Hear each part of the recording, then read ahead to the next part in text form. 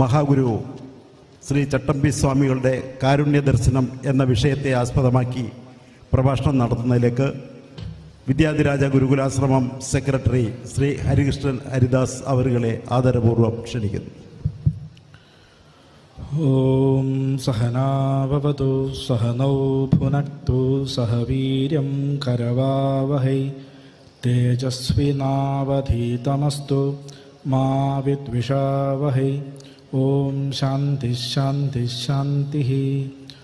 ഓങ്കാരാകാരമൂർത്തോർത്തമലമതികളാം ഹംസവര്യർക്ക് ഹൃത്തിൽ ഝങ്കാരാകാരമായും കവികൾ മനമതിൽ കൽപ്പനാശക്തിയായും പങ്കാഭാവം മഹാസിദ്ധികളടിമപ്പെടാൻ ഖേചരീ മുദ്രയായും തങ്കും മോദേന വാഴും ശരവണഭവനെത്തന്നെ ഞാൻ കൈതൊഴുന്നേൻ.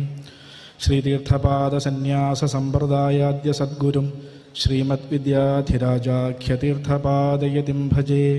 ജ്ഞാനാനഘസുധാ സിന്ധുശായിനം നരകാന്തകം നാരായണം നമോ ഭേദവാദിരാക്ഷസഭീകരം. നമസ്തസ്മൈ നീലകണ്ഠതീർത്ഥപാദായ യോഗിനെ ശ്രുതിമസ്തകൈലാസഗിരിശൃംഗവിഹാരിണേ. വിദ്യാധിരാജപാദാബ്ജസേവാലാലസമാനസം ശ്രീതീർത്ഥപാദപരമഹംസ സദ്ഗുരുമാശ്രയേ. ശ്രീവിദ്യാനന്ദതീർത്ഥപാദാഖ്യം ശ്രീവിദ്യാനന്ദസംയുതം ശ്രീവിദ്യാനന്ദപ്രദായിനം ശ്രീവിദ്യാഗുരുമാശ്രയേ. ഓം സദാശിവസമാരംഭാം ശങ്കരാചാര്യമധ്യമാം അസ്മദാചാര്യപര്യന്താം വന്ദേ ഗുരുപരമ്പരാം. ഓം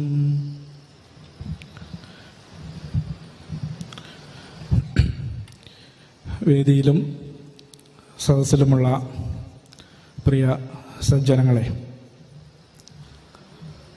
114 അയിരൂർ ചെറുകോൽപ്പുഴ ഹിന്ദുമത പരിഷത്തിൽ ഇന്ന് നടക്കുന്ന ഈ ആചാര്യ സ്മൃതി സമ്മേളനത്തിൽ പരമഭട്ടാര ശ്രീ ചട്ടമ്പി സ്വാമി തിരുവടികളുടെ കാരുണ്യ ദർശനം എന്ന വിഷയത്തെ ആസ്പദമാക്കി സംസാരിക്കുക എന്ന കർത്തവ്യമാണ് എന്നിൽ നിയോഗിക്കപ്പെട്ടിട്ടുള്ളത്. ആ വിഷയത്തിലേക്ക് കടക്കുന്നതിന് മുൻപായി ഈ ഹിന്ദുമത പരിഷത്ത് ഇവിടെ ആരംഭിച്ചത് ചട്ടമ്പിസ്വാമി തിരുവടികൾ തൻ്റെ ഷഷ്ടിപൂർത്തിക്കായി അയിരൂർ തോട്ടാവള്ളി തറവാടിന് സമീപമുള്ള പമ്പാതീരത്തെ ആറാട്ടുകടവിൽ വന്നിറങ്ങിയ ആ മുഹൂർത്തം മുതലാണ് അയിരൂരും സമീപ പ്രദേശങ്ങളും അത്രയും കാലം മതാന്ധതയിൽ കഴിഞ്ഞിരുന്ന ആ ഒരു സമൂഹത്തെ ആ മതാന്ധതയിൽ നിന്നും യഥാർത്ഥ മതബോധത്തിലേക്ക് നയിച്ചത് എന്ന് നിസ്സംശയം പറയാനാവും. കേവലം ദുരാചാരങ്ങളിൽ ഭ്രമിച്ചും അതിൽ രസിച്ചും നടന്നിരുന്ന ഒരു സമൂഹത്തെ യഥാർത്ഥ മതത്തിൻ്റെ അമൃത് ഊട്ടിക്കൊണ്ടാണ് സ്വാമി തിരുവടികൾ ഇവിടെ കാലുറപ്പിച്ചത്. സ്വാമി തിരുവടികളുടെ തൃതീയ ശിഷ്യനായ ശ്രീ തീർത്ഥപാദ പരമഹംസ സ്വാമികളാണ് നമുക്കെല്ലാവർക്കും അറിയുന്നത് പോലെ ഈ ഹിന്ദുമത പരിഷത്ത് ഇവിടെ ആരംഭിച്ചത്. ഹിന്ദുമത പരിഷത്ത് എന്ന സങ്കല്പത്തെക്കുറിച്ച് ഒന്ന് ചിന്തിച്ചിട്ട് നമുക്ക് വിഷയത്തിലേക്ക് കടക്കാം എന്ന് തോന്നുന്നു. ഹിന്ദു എന്നാൽ ആരാണ്? നമുക്കറിയാം, ഹിമാലയം മുതൽ സിന്ധു സമുദ്രം വരെ വ്യാപിച്ചു കിടക്കുന്ന ഈ ഭാരതഖണ്ഡത്തിൽ വസിക്കുന്ന ജനങ്ങളെ നമ്മൾ ഹിന്ദു എന്ന് പൊതുവെ വിളിച്ചു വരുന്നു. എന്നാൽ ഈ ഭാരത ഭൂഖണ്ഡത്തിൽ ജനിച്ചവരെ ഹിന്ദു എന്ന് വിളിക്കുന്നതിന് കാരണം ഈ ഭാരതഭൂമിയിലെ ജനങ്ങൾ പിന്തുടരുന്ന ഒരു സംസ്കാരമുണ്ട്. അത് ഹിമാലയം മുതൽ സിന്ധു സമുദ്രം വരെ വ്യാപിച്ചു കിടക്കുന്ന ഈ ഭൂമിയിലെ ഋഷിമാരും ജ്ഞാനികളും സിദ്ധന്മാരും തപോധനന്മാരും നിർമ്മിച്ചെടുത്ത, ആവിഷ്കരിച്ചെടുത്ത, വെളിപ്പെടുത്തി തന്നിട്ടുള്ള ആർഷ സിദ്ധാന്തത്തിൻ്റെ അടിസ്ഥാനത്തിലാണ്. ആ ആർഷ പാരമ്പര്യത്തെ പേർന്നവരായതുകൊണ്ടാണ് നാം എല്ലാവരും ഹിന്ദുക്കളാകുന്നത്. ആ ഹിന്ദുവിൻ്റെ മതമാണ് ഹിന്ദുമതം. എന്താണ് മതം? മതം എന്നതിന് നമ്മൾ സാമാന്യമായി അഭിപ്രായം എന്നർത്ഥം പറയും.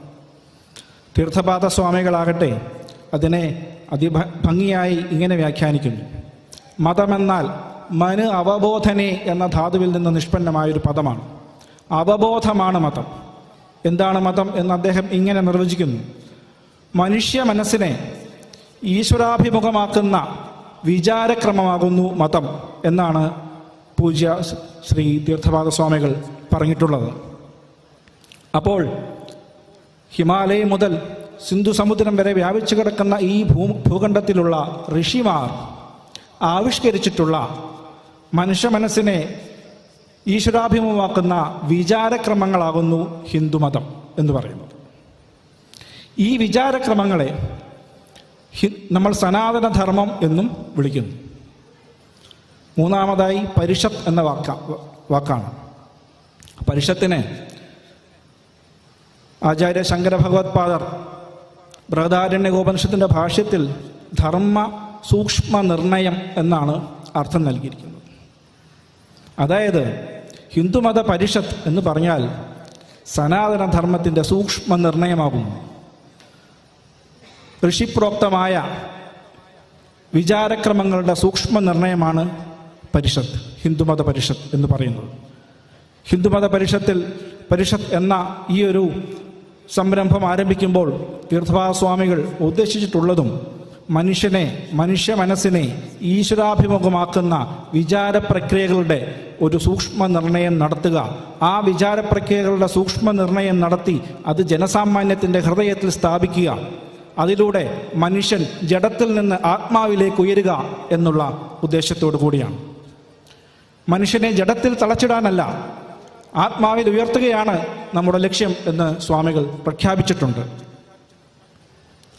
ഈ ഒരു വിചാരക്രമങ്ങൾ ചാർവാകം ദർശനം മുതൽ അദ്വൈത സിദ്ധാന്ത പ്രതിപാദകമായ വേദാന്ത ദർശനം വരെ വ്യാപിച്ചു കിടക്കുന്ന വിശാല ദർശനമാണ്.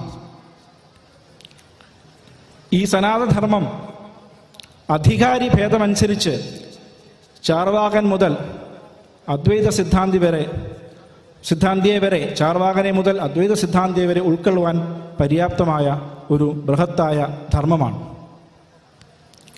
ഈ ധർമ്മത്തിൻ്റെ സൂക്ഷ്മ നിർണയം നടത്തി ആചാര്യന്മാർ പരമമായ ലക്ഷ്യം, മനുഷ്യൻ്റെ ഒരു ജീവൻ്റെ പരമമായ ലക്ഷ്യം അദ്വൈത സാക്ഷാത്കാരമാകുന്നു എന്നാണ് സിദ്ധാന്തിച്ചിട്ടുള്ളത്. ശ്രുതിയായാലും സ്മൃതിയായാലും ഇതിഹാസങ്ങളാണെങ്കിലും പുരാണങ്ങളാണെങ്കിലും പരമമായ ലക്ഷ്യമായി പറഞ്ഞിട്ടുള്ളത്, അനുശാസിച്ചിട്ടുള്ളത് ഈ അദ്വൈത സാക്ഷാത്കാരത്തെയാണ്. അദ്വൈതമെന്നാൽ രണ്ടില്ലാത്ത ഒന്ന്, ഏകവും പൂർണ്ണവും അദ്വിതീയവുമായ സത്യം. അതാണ് ഒരു ജീവൻ്റെ സാക്ഷാത്കാര ലക്ഷ്യം എന്ന് ശ്രുതികൾ ഉദ്ഘോഷിക്കുന്നു. ഉപനിഷത്തുകൾ പ്രഖ്യാപിക്കുന്നത് പോലെ മനുഷ്യൻ്റെ ബുദ്ധിയെ പടിപടിയായി ഉയർത്തി ഈശ്വരാഭിമുഖമാക്കി ഒടുവിൽ താൻ ഈശ്വര സ്വരൂപമായ സച്ചിദാനന്ദ സ്വരൂപമായ ബ്രഹ്മം തന്നെയാണെന്ന് നിർണയിക്കുക എന്നതാണ് ഉപനിഷത്തുകൾ ഉദ്ഘോഷിക്കുന്നത്. ആ നിർണയത്തിലേക്ക് എത്തിക്കാനുള്ള സാധനാ പദ്ധതികളും ഈ വിചാരക്രമങ്ങളിൽ പെടും. അതുകൊണ്ട് ഹിന്ദുമത പരിഷത്തിൽ ഒരു വ്യക്തിയെ ജഡത്തിൽ നിന്ന് ആത്മാവിലേക്ക് ഉയർത്തുവാനുള്ള സാധനാ പദ്ധതികളെക്കുറിച്ചും ആചാരാനുഷ്ഠാനങ്ങളെക്കുറിച്ചും ചിന്താക്രമങ്ങളെക്കുറിച്ചുമെല്ലാം വിശാലമായി ജനഹൃദയങ്ങളിൽ എത്തിക്കുക എന്ന ലക്ഷ്യത്തെ മുൻനിർത്തിയാകണം പ്രവർത്തിക്കേണ്ടത് എന്ന് സ്വാമിജി അന്നേ നിശ്ചയിച്ചിട്ടുണ്ടായിരുന്നു. ഇന്ന് ഈ ആചാര്യസ്മൃതി സമ്മേളനത്തിൽ നമ്മൾ അനുസ്മരിക്കുന്നത് പനോഭട്ടാര ചട്ടമ്പിസ്വാമി തിരുവടികളെയാണല്ലോ. ആർഷ സംസ്കാരം, ഋഷിപ്രോക്തമായ ഈ സംസ്കാരത്തിൽ അനേക മഹാത്മാക്കൾ വന്നുപോയിട്ടുണ്ട്. കേരളത്തിൻ്റെ കാര്യത്തിൽ അഭിമാനത്തോടെ നമുക്ക് പറയാം, ഈ ഭാരതത്തെ മുഴുവൻ, ഈ സനാതനധർമ്മത്തെ മുഴുവൻ ഉണർത്തി എഴുന്നേൽപ്പിച്ച ആചാര്യ ശങ്കര ഭഗവത്പാദർ നമ്മുടെ കേരളീയനാണ് എന്നതിൽ നമുക്ക് വളരെ അഭിമാനമുണ്ട്. ആചാര്യ ശങ്കരന് ശേഷം കേരളം കണ്ട ഏറ്റവും വലിയ മഹാത്മാവ് ആരെന്ന് ചോദിച്ചാൽ നിസ്സംശയം പറയാം, അത് പരമഭട്ടാര ചട്ടമ്പിസ്വാമി തിരുവടികളാണ്. ചട്ടമ്പിസ്വാമികളുടെ കാരുണ്യ ദർശനം എന്നൊരു വിഷയമാണ് ഇവിടെ തന്നത്. കാരുണ്യം എന്നാൽ കരുണയുടെ ഭാവം എന്നാണ്. കരുണയ്ക്ക് ദയയെന്നും അന്യൻ്റെ ദുഃഖത്തിലുണ്ടാകുന്ന മനസ്സിലുണ്ടാകുന്ന അലിവെന്നുമൊക്കെയാണ് സാധാരണ അർത്ഥം പറയുക. വ്യാവഹാരികമായി പറയുമ്പോൾ അന്യൻ്റെ ദുഃഖത്തിൽ വിഷമിക്കുകയും അവരോട് സഹതിപ്പിക്കുകയും അവർക്ക് വേണ്ട സഹായങ്ങൾ ചെയ്യുകയുമൊക്കെയാണ് സാമാന്യ ദൃഷ്ടിയിൽ കരുണ. എന്നാൽ ചട്ടമ്പിസ്വാമികളെ പോലെ ഒരു അദ്വൈത സാക്ഷാത്കാരം നേടിയ ഒരു മഹാത്മാവിൻ്റെ കാരുണ്യ ദർശനം എന്ന് പറയുന്നത് കേവലം വ്യാവഹാരിക തലത്തിൽ ഒതുക്കി നിർത്താവുന്ന ഒന്നല്ല. അദ്ദേഹത്തിൻ്റെ ജീവകാരുണ്യ നിരൂപണം എന്ന ഗ്രന്ഥം പരിശോധിച്ചാൽ നമുക്കത് മനസ്സിലാവും. അഹിംസാസിദ്ധി തന്നെയാണ് പരമമായ കാരുണ്യം. ഒരു ജീവിയെയും ഹിംസിക്കാതിരിക്കുക എന്നുള്ളതാണല്ലോ അഹിംസ എന്ന പദം കൊണ്ട് നമ്മൾ അർത്ഥമാക്കുന്നത്. ഒരു ജീവിയെയും വാക്കുകൊണ്ടോ മനസ്സുകൊണ്ടോ ശരീരം കൊണ്ടോ പീഡിപ്പിക്കാതിരിക്കുക എന്നുള്ളതാണ് അഹിംസയ്ക്ക് സാധാരണ നമ്മൾ പറയുന്ന അർത്ഥം. ചട്ടമ്പിസ്വാമികൾ പറയുന്നു, നമുക്ക് മാംസഭുക്കുകളുടെ കാര്യം അറിയാം, മാംസം ഭക്ഷിക്കുന്നവരുടെ കാര്യം. മാംസഭുക്കുകൾ അഹിംസയിൽ താണപടിയിലാണ്, ഹിംസയിൽ മേലെ നിൽക്കുന്നവരുമാണ്. എന്നാൽ സസ്യഭുക്കുകളോ, അവരും ഹിംസിക്കുന്നുണ്ട്. സസ്യങ്ങൾ ഭക്ഷിക്കുമ്പോഴും നമ്മൾ ഹിംസ ചെയ്യുന്നുണ്ട്. എന്നാൽ അവർ മാംസഭുക്കിനേക്കാൾ അഹിംസയിൽ ഒരു പടി മുകളിലും ഹിംസയിൽ ഒരു പടി താഴെയുമാണ്. എന്നാൽ സസ്യഭുക്കുകളിൽ തന്നെ ചില ആളുകൾ, ചില തപസ്വികൾ താഴെയും മറ്റും വീണ് കിടക്കുന്ന ഇലകളും പഴങ്ങളുമൊക്കെ കഴിച്ച് ശരീരത്തെ നിലനിർത്തുന്ന തപസ്വികളുണ്ട്. അവർ മേൽപ്പറഞ്ഞ സസ്യഭുക്കുകളെക്കാൾ അഹിംസയോട് കുറച്ചുകൂടി അടുത്തു നിൽക്കുന്നു. യോഗികളാകട്ടെ വായു മാത്രം ഭക്ഷിച്ച് കഴിയുന്നു. അവർ കുറച്ചുകൂടി അഹിംസയോട് അടുത്ത് നിൽക്കുന്നു. എന്നാൽ വായു ഭക്ഷണത്തിലും ഹിംസയുണ്ട്. ജലം മാത്രം കുടിച്ചു കഴിയുന്നതിലും ഹിംസയുണ്ട്. നമ്മളറിയാതെ ആയിരക്കണക്കിന് കോടിക്കണക്കിന് അണുക്കൾ കൊല്ലപ്പെടുന്നുണ്ട്.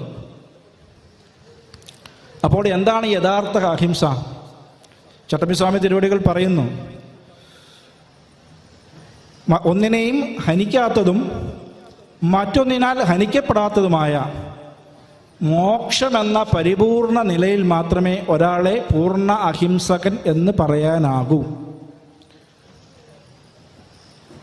ആ മോക്ഷമെന്ന പരിപൂർണ നില ആണ് നേരത്തെ പറഞ്ഞ സൂക്ഷ്മ നിർണയത്തിലൂടെ, പരിഷത്തുകളിലൂടെ, വിജ്ഞാന സഭകളിലൂടെ ഋഷിമാർ ഉപനിഷത്തുകളിൽ പ്രഖ്യാപിച്ചിരിക്കുന്ന അദ്വൈത സത്യം. ഏകവും പൂർണ്ണവും കേവലവുമായ ബ്രഹ്മം, ആ സച്ചിദാനന്ദ സ്വരൂപമായ ബ്രഹ്മം തന്നെയാണ് തൻ്റെ സ്വരൂപമെന്നും ആ ബ്രഹ്മം തന്നെയാണ് നാനാതരത്തിൽ കാണപ്പെടുന്ന ഈ പ്രപഞ്ചമായി വിവർത്തിച്ചിരിക്കുന്നതെന്നും ഏകവും അദ്വിതീയവുമായ ആ സത്യം തന്നെയാണ് താനെന്ന ഈ നിശ്ചയത്തോടു കൂടിയ, ഈ നിർണയത്തോടു കൂടിയ ആളാണ് പരിപൂർണ അഹിംസകനാകുകയുള്ളൂ. അയാളിൽ മാത്രമേ പരിപൂർണ കാരുണ്യവും വിളങ്ങുകയുള്ളൂ എന്ന് നമുക്ക് മനസ്സിലാക്കാം. എന്നാൽ വ്യാവഹാരിക തലത്തിൽ കരുണയുടെ സാമാന്യമായ നിർവചനങ്ങളെ നമ്മൾ പാലിക്കേണ്ടതുണ്ട്. പരന്റെ ദുഃഖത്തിൽ അലിവ് തോന്നുക. എങ്ങനെ നമുക്ക് ഈ പരിപൂർണ അഹിംസയെ പ്രാപിക്കാം? ഈ പരിപൂർണ കാരുണ്യസ്ഥിതിയെ എങ്ങനെ നമുക്ക് സാധിക്കാം എന്നുള്ളതാണ് ചട്ടമ്പിസ്വാമികൾ തൻ്റെ ജീവിതത്തിലൂടെ കാണിച്ചു തന്നത്. ചട്ടമ്പിസ്വാമികളുടെ ഗുരുപരമ്പരയുള്ള ഉപദേശങ്ങളെയാണ് തീർത്ഥപാദ സമ്പ്രദായം എന്ന് വിളിക്കുന്നത്. തീർത്ഥ ശബ്ദത്തിന് തത്വം അസി ആകുന്ന 3 തീർത്ഥങ്ങളുടെ സംഗമസ്ഥാനത്ത് സ്നാനം ചെയ്ത അർത്ഥബോധത്തോടു കൂടി സ്നാനം ചെയ്ത ആൾ എന്നാണ് അർത്ഥം. അതായത് തത്വമസി അതു നീയാകുന്നു. കേവലവും പൂർണ്ണവുമായ ആ ബ്രഹ്മം തന്നെയാണ് നിന്റെ യഥാർത്ഥ സ്വരൂപമെന്ന് സാക്ഷാത്കരിച്ച ആളാണ് തീർത്ഥൻ. ചട്ടമ്പിസ്വാമികൾ ശങ്കര സമ്പ്രദായത്തിൽപ്പെട്ട തീർത്ഥ ശബ്ദത്തോടുകൂടി പാദ എന്നൊരു ശബ്ദം കൂടെ ചേർത്ത് തീർത്ഥപാദ സമ്പ്രദായമാണ് ആവിഷ്കരിച്ചിട്ടുള്ളത്. ചട്ടമ്പിസ്വാമികളുടെ പ്രധാന ശിഷ്യന്മാരെ അറിയപ്പെടുന്നത് നീലകണ്ഠ തീർത്ഥപാദരെന്നും തീർത്ഥപാദ പരമഹംസരെന്നുമാണ്. സ്വാമികളുടെ ഷഷ്ടിപൂർത്തിക്ക് ശേഷം ചട്ടമ്പിസ്വാമികളുടെ പേരിനോട് ഒപ്പവും വിദ്യാധിരാജ തീർത്ഥപാദ പരമഭട്ടാര ചട്ടമ്പിസ്വാമി തിരുവടികൾ എന്ന് ചേർത്തിട്ടുണ്ട്. അതിന് കാരണം ഈ പാദശബ്ദം തമിഴ്നാട്ടിൽ പ്രചരിച്ചിട്ടുണ്ടായിരുന്ന ശൈവ സിദ്ധാന്തത്തിലെ സാധനാമാർഗങ്ങളെ പിന്തുടരുന്നു എന്നതുകൊണ്ടാണ്. 4 മാർഗങ്ങളിലൂടെ മുൻപ് പറഞ്ഞ ആ ത്രിവേണി സംഗമസ്ഥാനമാകുന്ന ബ്രഹ്മാത്മൈക്യ നിർണയ അനുഭൂതിയിൽ എത്തിച്ചേരാൻ സാധിക്കും. അദ്വൈത സിദ്ധിയെ 4 മാർഗങ്ങളിലൂടെ ഒരു ജീവന് പ്രാപിക്കാൻ സാധിക്കും. ആ 4 മാർഗങ്ങളെ ചട്ടമ്പിസ്വാമി തിരുവടികൾ ചര്യ, ക്രിയ, യോഗം, ജ്ഞാനം എന്ന പേരിൽ ശൈവ സിദ്ധാന്തത്തിൽ നിന്ന് തന്നെ എടുത്തുകൊണ്ട് ആചാര്യസ്വാമികൾ പ്രചരിപ്പിച്ചിട്ടുള്ള അദ്വൈത സിദ്ധാന്തത്തെയും ശൈവ സിദ്ധാന്തികളായിട്ടുള്ള അപ്പർ, മാണിക്യവാചകർ, തായുമാനവർ, സുന്ദരമൂർത്തി, താണ്ഡവരായർ തുടങ്ങിയ ശൈവ സിദ്ധാന്തത്തിലെ പ്രമുഖരായ ആചാര്യന്മാർ പറഞ്ഞിട്ടുള്ള സിദ്ധാന്ത മതത്തെയും കൂട്ടിയിണക്കിക്കൊണ്ട് ചട്ടമ്പിസ്വാമി തിരുവടികൾ ഉപദേശിച്ചിട്ടുള്ള ആ ദിവ്യോപദേശങ്ങളെയാണ് തീർത്ഥപാദ സമ്പ്രദായം എന്ന് പറയുന്നത്. ഇതിൽ ചര്യ, ക്രിയ, യോഗം, ജ്ഞാനം എന്നിങ്ങനെ 4 വഴികൾ അദ്വൈത സാക്ഷാത്കാരത്തിൽ പറഞ്ഞിട്ടുണ്ട്. അതിൽ ചര്യ എന്നത് നമ്മുടെ ജീവിതത്തിൽ നമുക്കെല്ലാവർക്കും ഒരു ചര്യ വേണം. ഒരു ജീവിതചര്യ, ഒരു ദിനചര്യ. രാവിലെ കൃത്യസമയത്ത് തന്നെ എഴുന്നേൽക്കുക, സാധനാനുഷ്ഠാനങ്ങൾ ചെയ്യുക, അതിനുശേഷം നമ്മുടെ കർത്തവ്യങ്ങൾ എന്താണോ അതനുഷ്ഠിക്കുക. നമ്മുടെ ഒരു ദിനത്തിൽ ഒരു കർമ്മമാർഗത്തിൽ പ്രവർത്തിക്കുന്ന ഒരാൾ ആ ഒരു ദിനത്തെ ഈശ്വരാർപ്പണമായി കർമ്മയോഗമായി കൊണ്ടുപോകുന്ന ഒരു പദ്ധതിയാണ് ചര്യ എന്ന് പറയുന്നത്. ചട്ടമ്പിസ്വാമി തിരുവടികളുടെ ജീവിതം നോക്കിയാൽ നമുക്കറിയാം, സ്വാമി തിരുവടികൾ വളരെ ചെറുപ്പത്തിൽ തന്നെ ഈശ്വരഭക്തനും സദാചാര നിഷ്ഠയോടുകൂടി പ്രവർത്തിച്ചിരുന്നതുമായ ഒരാളായിരുന്നു. സ്വാമികളുടെ കാരുണ്യം നിറഞ്ഞ ചര്യ എന്ന് തന്നെ പറയാം. സ്വാമികളുടെ ജീവചരിത്രകാരന്മാരൊക്കെ പല ഇടങ്ങളിലായി രേഖപ്പെടുത്തിയിട്ടുണ്ട്. സ്വാമികൾ അതിരാവിലെ എഴുന്നേറ്റ് സാധന അനുഷ്ഠിക്കുകയും അതിനുശേഷം തൻ്റെ പഠനങ്ങൾ നടത്തുകയും വളരെ കഷ്ടപ്പെട്ട ദാരിദ്ര്യാവസ്ഥയിലായിരുന്നപ്പോൾ പോലും ഒളിഞ്ഞു നിന്നും മറിഞ്ഞു നിന്നും ഒക്കെ കേട്ടുപോലും പഠിക്കാൻ ശ്രമിക്കുകയും ഒക്കെ ചെയ്ത ഒരു വ്യക്തിയാണ്. സ്വാമികൾ ശൈവ സിദ്ധാന്തത്തിൽ ചര്യ എന്ന് പറയുമ്പോൾ ക്ഷേത്ര ദർശനം നടത്തുക, ഭക്തന്മാരായിട്ടുള്ള ആളുകളെ സേവിക്കുക, ജ്ഞാനികളെയും തപസ്വികളെയും പൂജിക്കുക, ഇതൊക്കെ ശൈവ സിദ്ധാന്ത പ്രകാരം ചര്യയിൽപ്പെടും. ചട്ടമ്പിസ്വാമികളും ഇങ്ങനെ തന്നെയായിരുന്നു. ചെറുപ്പകാലത്ത് അദ്ദേഹം ഏതൊരു മഹാത്മാവിനെ കണ്ടാലും പോയി നമസ്കരിക്കുകയും അദ്ദേഹത്തെ ശുശ്രൂഷിക്കുകയും ഒക്കെ ചെയ്യുമായിരുന്നു. അതിനൊരു കഥ പറഞ്ഞു കേട്ടിട്ടുള്ളത്, സ്വാമികൾ തൻ്റെ ചെറുപ്പത്തിൽ തിരുവനന്തപുരത്ത് വഞ്ചിയൂരിൽ ഒരു അവധൂത മഹാത്മാവുണ്ടായിരുന്നു. അദ്ദേഹം കാഴ്ചയിലൊരു പ്രാകൃതനാണ്. ഏതാണ്ട് ഭാഗവതത്തിൽ പറയുന്ന ഒരു ജഡഭരതനെ പോലെയൊക്കെയാണ് അദ്ദേഹത്തിൻ്റെ വ്യവഹാരവും. ആരെങ്കിലും എന്തെങ്കിലും ചെയ്യാൻ പറഞ്ഞാൽ അത് ചെയ്യും, എവിടെയെങ്കിലും പിടിച്ചിരുത്തിയാൽ അവിടെ ഇരിക്കും. അങ്ങനെ ഒരു രീതിയായിരുന്നു ആ അവധൂതനുണ്ടായിരുന്നത്.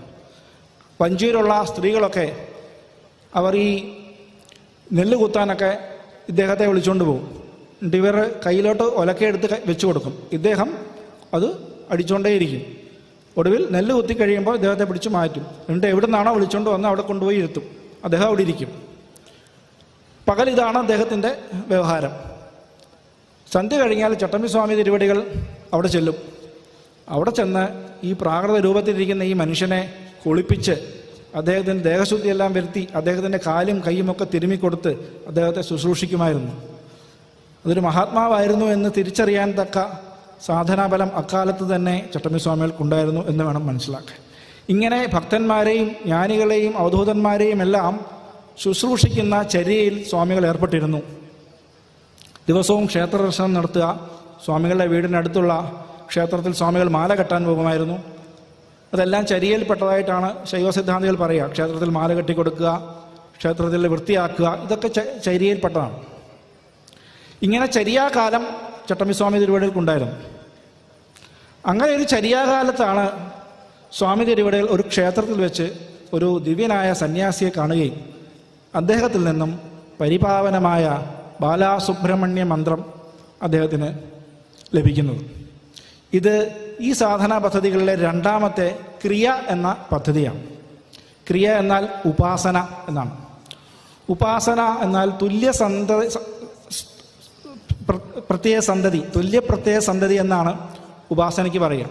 അതായത് ഉപാസിക്കപ്പെടുന്ന വിഷയത്തിൽ മനസ്സ് ഒരേ വടിവിൽ മറ്റൊരു വിഷയം ഇടകലരാതെ ഒരേ വടിവിൽ ഒരു പാത്രത്തിൽ നിന്ന് മറ്റൊരു പാത്രത്തിലേക്ക് മുറിയാതെ ഒഴുകുന്ന എണ്ണ പോലെ മനസ്സിൻ്റെ ആ പ്രവാഹം, അതാണ് ഉപാസന. സ്വാമികൾ കഠിനമായ തപശ്ചര്യയോടുകൂടി ആ ദിവ്യ സന്യാസി ഉപദേശിച്ചു കൊടുത്ത ബാലാസുബ്രഹ്മണ്യ മന്ത്രത്തെ ഉപാസിച്ചു.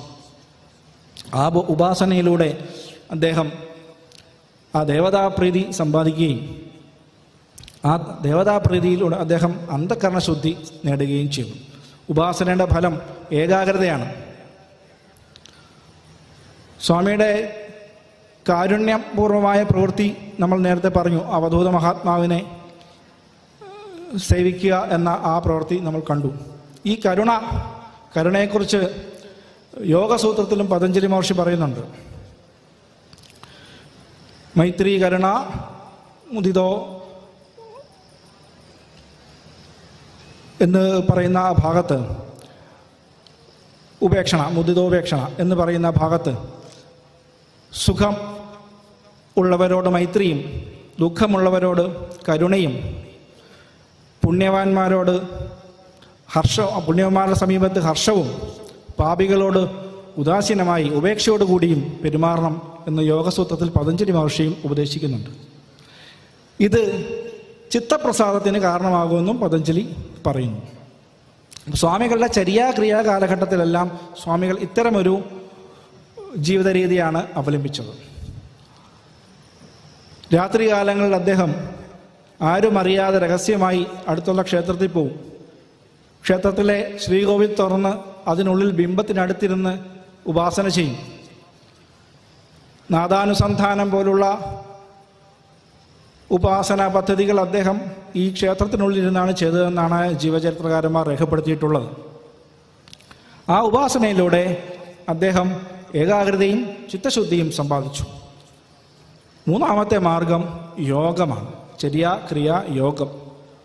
യോഗമാർഗം എന്നാൽ ചിത്തവൃത്തി നിരോധം. മനസ്സിൻ്റെ വൃത്തികളെ, മനസ്സിൻ്റെ വ്യാപാരങ്ങളെയെല്ലാം നിരോധിക്കുക, നിശ്ചലമാക്കുക. നിശ്ചലമാക്കിയാൽ സമാധി സിദ്ധിക്കും. ഒരു വൃത്തിയുമില്ലാതെ മനസ്സ് ഒരേ നിലയിൽ ആ ബോധമാത്രമായി പ്രകാശിക്കുന്ന സ്ഥിതിയാണ് സമാധി. സ്വാമികൾ യോഗം ആദ്യം സ്വാമികൾ കുറച്ചു കാലം ഹഠയോഗം അയ്യാസ്വാമികളിൽ നിന്നൊക്കെ, തൈക്കാട്ട് അയ്യാസ്വാമികളിൽ നിന്നൊക്കെ കുറച്ച് ഹഠയോഗം അഭ്യസിച്ചിരുന്നു. പിന്നീട് അദ്ദേഹം മരുത്വാമലയിലുള്ള കുമാരവേലു എന്ന ആത്മാനന്ദ സ്വാമികളിൽ നിന്നും ദ്രാവിഡ സമ്പ്രദായത്തിലെ അപൂർവ വിദ്യകൾ അഭ്യസിച്ചു. ഖേജരി മുദ്ര പോലുള്ള അപൂർവ മുദ്രകൾ, ദ്രാവിഡ സമ്പ്രദായത്തിലുള്ള ചില പ്രാണായാമങ്ങൾ, ഇതെല്ലാം അദ്ദേഹം ആത്മാനന്ദ സ്വാമികളിൽ നിന്നാണ് അഭ്യസിച്ചത്.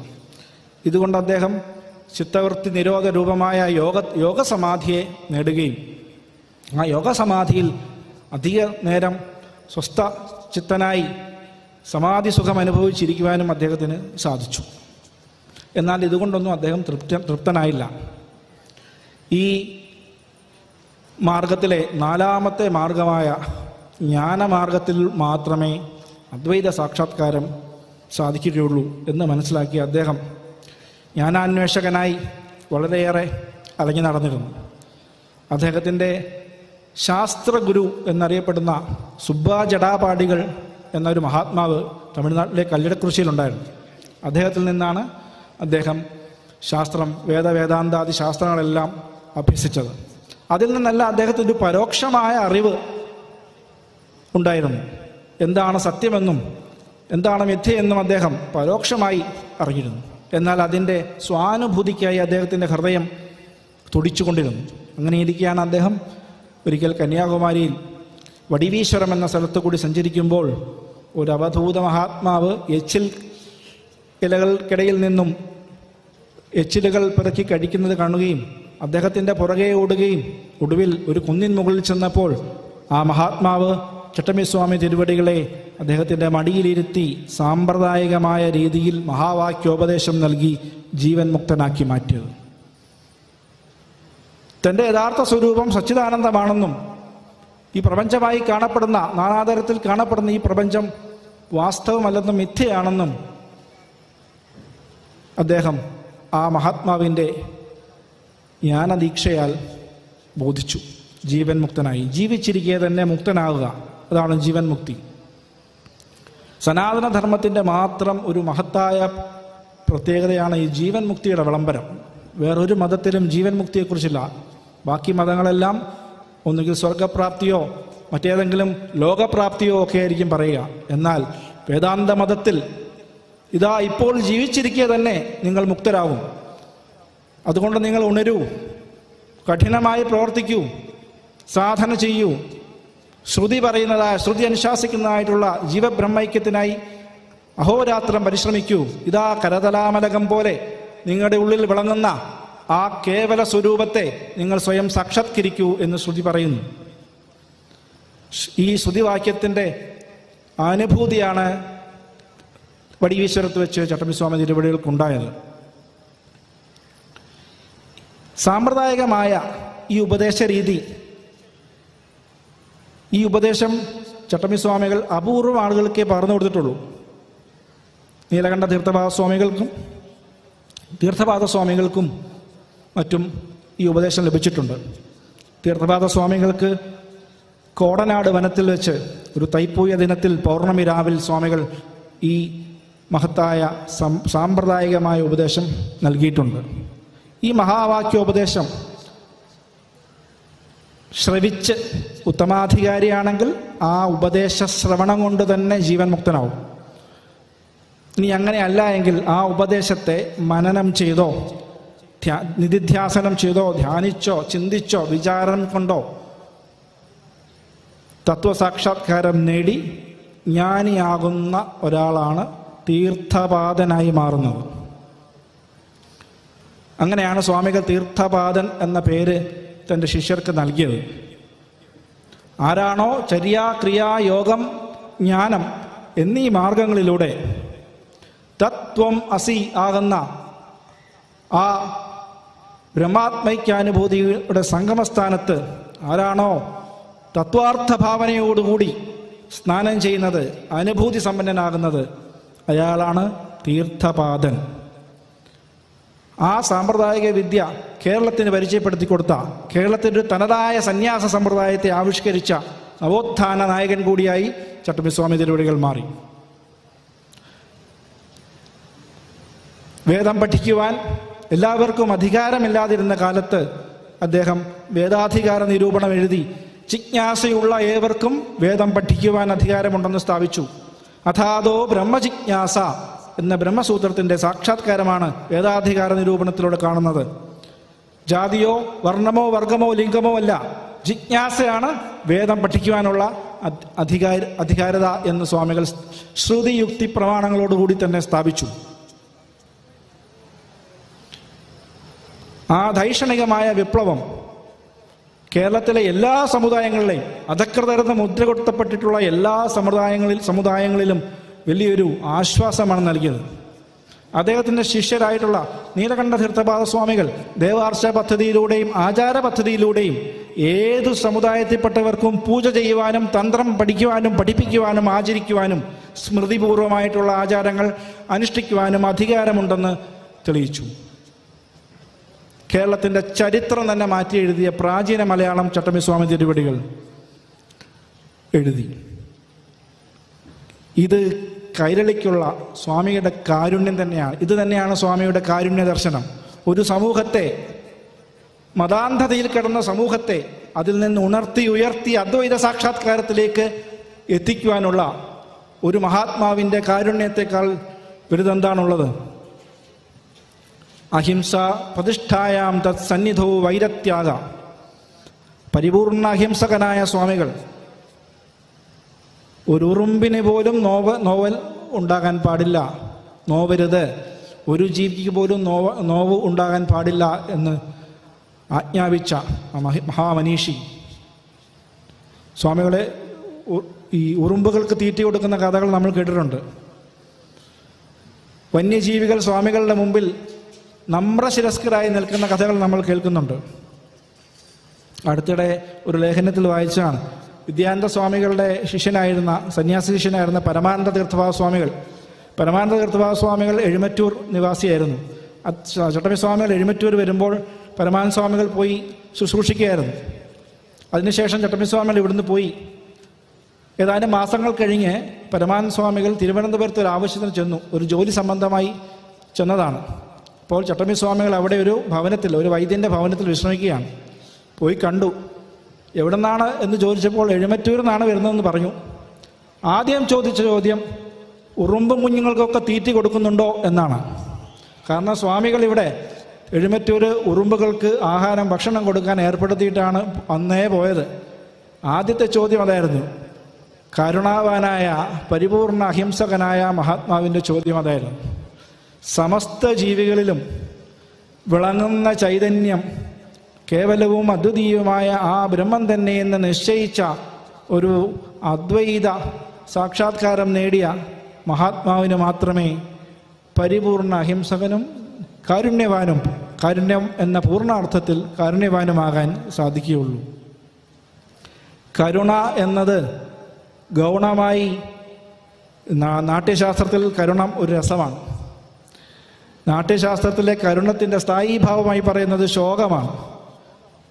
എന്നാൽ മഹാത്മാക്കളെ സംബന്ധിച്ച് ശോകമുള്ളവനെ, വേദനിക്കുന്നവനെ ആശ്വസിപ്പിക്കുക എന്നതാണ് ഗൗണമായ കാരുണ്യം. എന്നാൽ അദ്വൈതിക്കോ തത്രകോ മോഹകശോക ഏകത്വം അനുപശ്യത. ആ അദ്വിതീയ ബ്രഹ്മസാക്ഷാത്കാരം നേടിയ ആൾക്ക് എന്ത് ശോകം, എന്തു മോഹം. പക്ഷേ വ്യവഹാരത്തിൽ ഇതെല്ലാം ലീലയാ കാലമധികം നീത്വാന്ത എന്ന് നാരായണഗുരുസ്വാമി പാടിയതുപോലെ അദ്ദേഹത്തിൻ്റെ ലീലാപൂർവമായുള്ള ഈ ലൗകിക നാടകത്തിൽ അദ്ദേഹം തൻ്റെ ചുറ്റുപാടുമുള്ള ഈ പ്രകൃതിയോടും പ്രപഞ്ചത്തോടും ആകമാനം കാരുണ്യവാനായി മാറി. ആ കരുണാപൂർണ കടാക്ഷം നേടുവാൻ സാധിച്ച അദ്ദേഹത്തിൻ്റെ ശിഷ്യരും ശിഷ്യപരമ്പരയും എല്ലാം ആ കാരുണ്യത്തെ ആശ്രയിച്ചുകൊണ്ടാണ് ഇന്നും മുന്നോട്ട് പോകുന്നത്. സ്വാമി തിരുവടികളുടെ കാരുണ്യ ദർശനം എന്ന ഈ വിഷയം ഗഹനമായ വിഷയമാണ്. ചെറിയൊരു സമയത്തിനുള്ളിൽ പൂർണ്ണമായ തലത്തിലേക്ക് കടക്കാൻ സാധിക്കില്ല എങ്കിലും അതിൻ്റെ ഏകദേശ രൂപത്തെ അവതരിപ്പിക്കാൻ കഴിയുമെന്ന് ഞാൻ കരുതുന്നു. മനുഷ്യ ബുദ്ധിയെ ജഡത്തിൽ നിന്നും ആത്മാവിലേക്ക് ഉയർത്തുന്ന തത്വ സൂക്ഷ്മ നിർണയത്തിനുള്ള വേദിയായി മാറാൻ ഈ ഹിന്ദുമത പരിഷത്തിന് ഇനിയുള്ള കാലവും കഴിയട്ടെ എന്നും പരമഭട്ടാര ചട്ടമ്പിസ്വാമി തിരുവടികളുടെ ദർശനങ്ങളെ ലോകമെമ്പാടും പ്രചരിപ്പിക്കാൻ നമുക്കെല്ലാവർക്കും സാധിക്കട്ടെ എന്നും ആ കാരുണ്യത്തിൻ്റെ അമൃത് ഭുജിച്ച് ആ കാരുണ്യം പരിപൂർണ അഹിംസയിലെത്തുന്നിടം വരെ, ആ ബ്രഹ്മസാക്ഷാത്കാരം എത്തുന്നിടം വരെ ആ പാത പിന്തുടർന്ന് അതിനുവേണ്ടി പരിശ്രമിക്കുമെന്ന് പ്രതിജ്ഞ എടുത്തുകൊണ്ടും നമുക്ക് ഈ പരിഷത്തിൻ്റെ മുന്നോട്ടുള്ള പ്രയാണത്തിൽ പങ്കാളികളാകാം.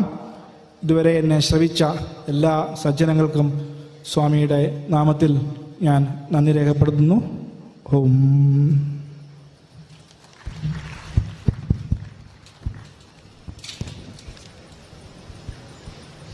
അടുത്തായിട്ട് ശ്രീനാരായണ ഗുരുവിൻ്റെ സമത്വ ദർശനം എന്ന വിഷയത്തെ ആസ്പദമാക്കി അദ്വൈത ധർമ്മ പ്രചാരകൻ ശ്രീ ജയരാജ് ഭാരതി അവറുകൾ പ്രഭാഷണം നടത്തുന്നു.